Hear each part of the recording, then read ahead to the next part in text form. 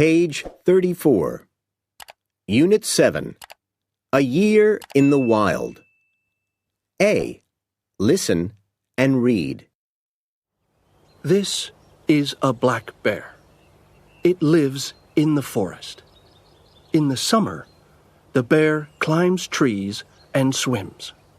It eats plants, fruit, and fish.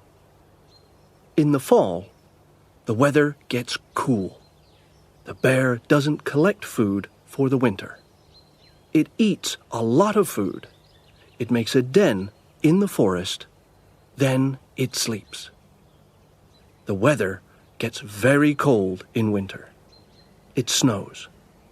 But the bear is warm in its den. It doesn't eat. It doesn't drink. The black bear sleeps for 5 months. In the spring, the weather gets warm again. The bear wakes up. It's hungry and thirsty. The bear goes outside. It eats new plants.